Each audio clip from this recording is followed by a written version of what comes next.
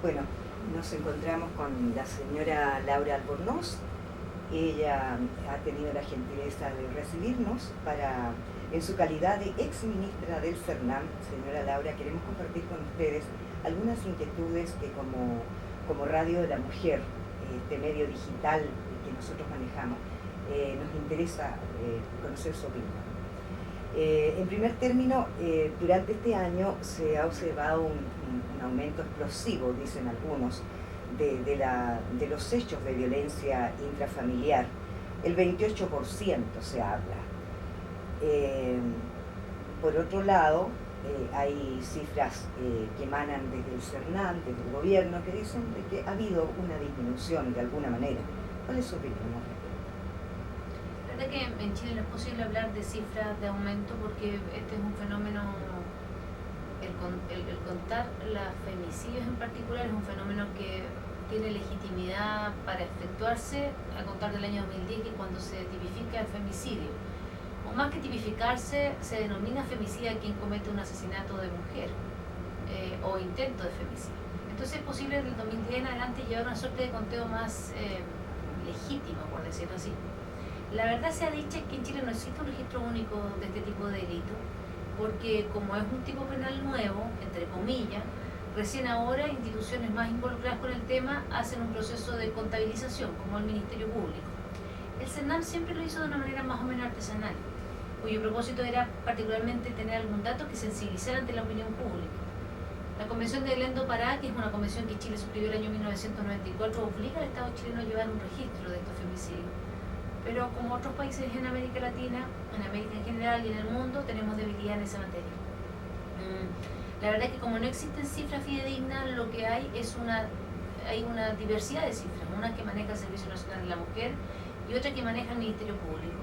Y hay distintas formas de catalogar el femicidio. Por ejemplo, se preguntaba si el femicidio cometido hace unos días atrás era propiamente tal o no, atendido que quien cometió el asesinato de la mujer fue un pololo y no era un conviviente.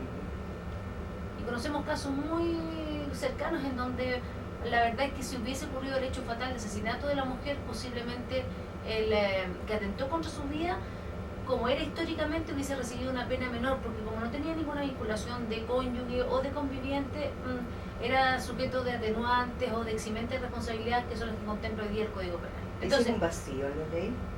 Yo creo que es un vacío en la ley actual, sí. En otras legislaciones las relaciones de no convivencia, pololeo, relaciones de pareja, están contempladas dentro de los tipos penales de femicidio. En Chile no, porque cuando se tramitó esto, muchos parlamentarios, transversalmente, mayoritariamente de derecha, pero transversalmente de los sectores políticos, no estuvieron de acuerdo con que el pololo o la pareja estable, pero que no viviera en un hogar común, estuviera contemplada dentro del tipo penal femicidio. Por lo tanto, no le son aplicables las penas mayores, sino que le son aplicables otro tipo de penas que con atenuantes puede quedar incluso, nosotros como decimos, casos muy graves en los cuales femicidios tenían sanciones de 5 años por un asesinato. Ahora, sí que se logró con la ley de femicidio, que me correspondió tramitar mayoritariamente a mí, que firmó este gobierno del presidente Piñera, es que hoy día al menos los convivientes y exconvivientes están dentro de las sanciones mayores, que son presidio perpetuo o penas de parricidio hasta presidio perpetuo sin posibilidad de condonación de la deuda. No quiero esquivar su pregunta para no darme vuelta. La verdad es que en Chile no existe un registro. La verdad es que el femicidio viene disminuyendo desde el año 2008, que es cuando se empieza a visibilizar este fenómeno en la opinión pública de manera gradual. Del 2008 en adelante empieza a bajar los femicidios y que efectivamente este año repuntó respecto del año pasado. Pero aún en que yo hago esta afirmación, la verdad que ni siquiera existe un registro nacional que tenga un dato, porque además lo que interesa no solamente a las mujeres, y es doloroso que lo diga, que las mujeres que fallecieron, lo más doloroso son las mujeres que quedan vivas.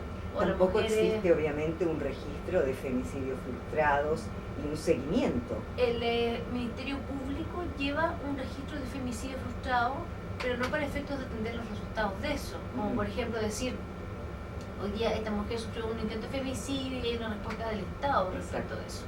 es solamente para efectos de contabilizar porque queda catalogado dentro de las lesiones más o menos graves. Entonces, cuando se hace el conteo de lesiones se puede catalogar como de femicidio frustrado, pero no existe un registro porque tampoco el Estado tiene mecanismos de reparación para esa, como no sea para mujeres que están en alerta o amenazadas de muerte, en donde sí existe el dispositivo de casas de acogida que me correspondiente al largo del periodo, de centros de atención que se fortaleció durante el periodo, pero este periodo intermedio entre mujeres agredidas, pero que no fallecieron, sino que quedaron con daño, se intentó avanzar.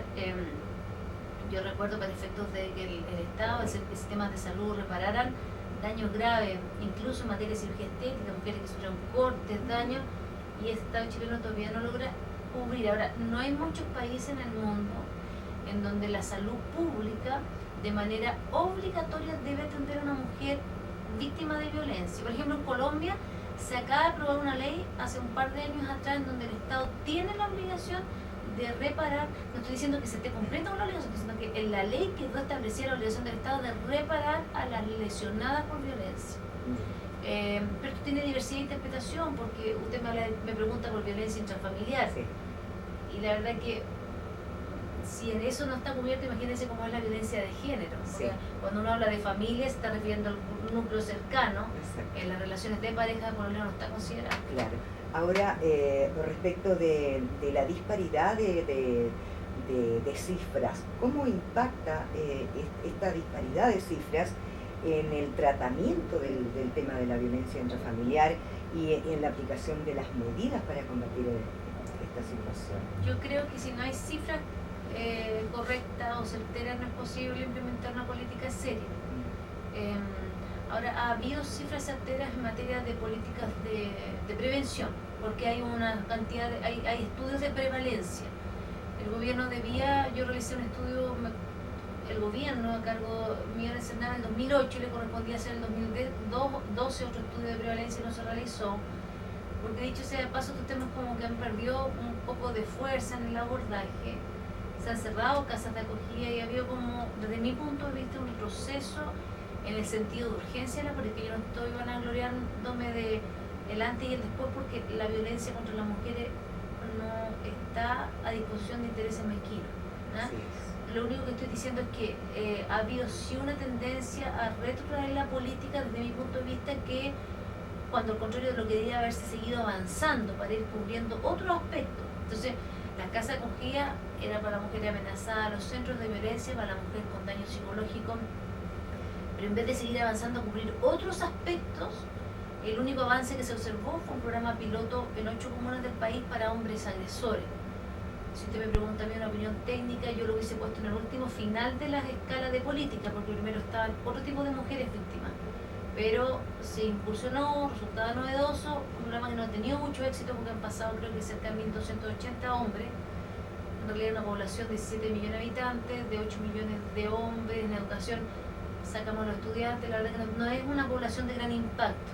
Ahora, estamos hablando también de un servicio, hoy día la institucionalidad pública tiene a cargo de estos temas, principalmente el Servicio Nacional de la Mujer, cuando es una política bastante más generalizada de todo. Yo tiendo a pensar que la no existencia de cifras dificulta la implementación de políticas, como si usted en pobreza no tiene datos de pobreza, o en temas de políticas de empleo no tiene datos de cifras de desempleo. Usted no puede trabajar si no tiene cifras ciertas. Sí. Volviendo al tema de la orfandad en que quedan las mujeres que han vivido situaciones de violencia y que logran zafar de aquello para rehacer su vida. Por ejemplo, en las políticas sociales no hay subsidios, por ejemplo, para que puedan acceder a la vivienda. Tengo entendido, a lo mejor no sé si la información que manejo es correcta, que existe un subsidio para víctimas de violencia grave habitacional, pero está solamente a disposición de aquellas mujeres que pasaron por una casa de acogida. Si zafaron de otra manera, no son sujetas de ese Sí, tipo de la verdad beneficio. es que, a diferencia de lo que establece la ley en Colombia, que es un buen ejemplo a mirar, como ley, no estoy diciendo que tenga aplicación en práctica, no conozco la aplicación, porque además recién se está implementando. Me toca, no sé si asesorar al gobierno colombiano en eso y la información que tengo es esa. En otras materias, pero he tomado conocimiento de eso. La verdad es que en Chile, cuando se intentó hacer un abordaje más transversal de la víctima de maltrato, se intentó exigirle a los demás ministerios que hicieran su contribución.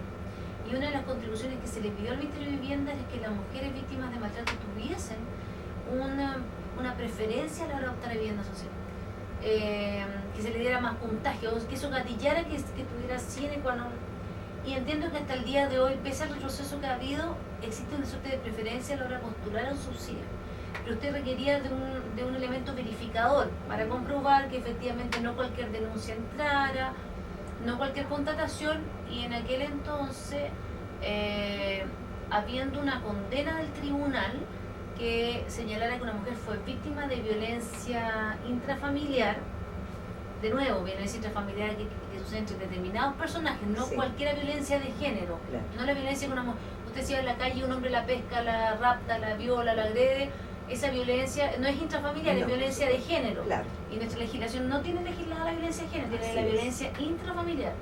Entonces hoy día en la actual legislación con violencia intrafamiliar, si la mujer sufre un daño y está contratado por un juez, esa mujer podría ir con la condena ante el servicio el Servio y pedir un trato preferencial. No requería necesariamente pasar por la casa de acogida, ¿no? Se facilitaba el pasar por la casa de acogida porque esa mujer iba en una planilla de informe, pero una mujer con una condena podía igualmente hacer el trámite y ser beneficiada por ese solo hecho, ¿no? Ahora, yo creo que evidentemente eso no está suficientemente informado y hoy día cualquier mujer que sufrió maltrato no necesariamente conoce el procedimiento. Y además me da la impresión que no se está aplicando. Eso Por lo no menos tengo, con no tengo información, que no tengo información, pero hemos hecho insisto, nosotros con Mel. ha habido un retroceso en la importancia que el Estado chileno, o en particular el Ejecutivo, le ha dado a esta materia, ¿no? Antes era un tema, yo diría que era uno de los temas prioritarios del Servicio Nacional de la Mujer en otras gestiones. Yo creo que hoy día otros temas son los prioritarios, igualmente legítimos, principalmente el postnatal, la inserción laboral de las mujeres ha tenido prioridad por sobre el tema de la violencia, porque también sabe que suele pasar que el tema de la violencia es un tema no agradable de tratar y que no genera resultados de apreciación de los... Mire, se lo voy a decir de la siguiente manera. El postnatal es una cosa buena que a la gente le gusta escuchar hablar. A la gente no le gusta escuchar hablar de la violencia contra las mujeres. Y cree que quien está a cargo de esa tarea tiene un grado de responsabilidad por no obtener resultados positivos. Entonces, para cualquier autoridad resulta más provechoso hacerse cargo del postnatal y no de la violencia de género. Es que vivimos en una sociedad, por lo general, que es bastante... que le gusta mostrar solamente el lado bonito, pero el otro lado que aparentemente, digamos, se considera feo o difícil de ver y de tratar, es preferible dejarlo de lado. Se estigmatiza mucho, se vive una victimización secundaria permanente por parte de las mujeres que han sufrido o sufren violencia al interior de sus hogares, además. Yo creo que usted es lo cierto y creo que en general, a menos que se defienda con mucha fuerza temas como esto, en general la gente no logra apreciar, salvo las mujeres víctimas, que en ellas se obtiene una lealtad muy importante y sintonía, y yo diría que con el género femenino en general, porque como la prevalencia de violencia es tan alta en Chile, yo creo que no hay mujer que prenda la televisión y no vea este tema y no empatice, ¿no? En general las mujeres empatizan con el problema. Ahora, más o menos medida la mujer dice, no, yo lo controlo, ella no lo controló, pero yo sí lo puedo controlar, y se pone ella, se ubica, luego ve la noticia, se ubica, ella dice, no, yo soy de las que sí se puede controlar y que este tema lo voy a manejar, no tengo problema, porque a mí nunca me va a pasar esto. Otras mujeres no, otras requieren ayuda, y el resto de la población mira expectante. Y el resto de la población y la clase política no necesariamente dice, ese es un tema en el cual yo me metería, ¿no? Y me gustaría estar en el postnatal, entregando beneficios, cuna, pañales, pero no me gustaría estar viendo a la mujer maltratada, porque no es un tema que... Entonces esto tiene una doble perversión de este tema, porque al mismo tiempo no existe la valentía de la sociedad para enfrentarlo, pero además tampoco es como disputado, la gente no le interesa, estos son problemas, es como hacerse cargo de la contaminación, o como hacerse cargo de las colas de los consultorios.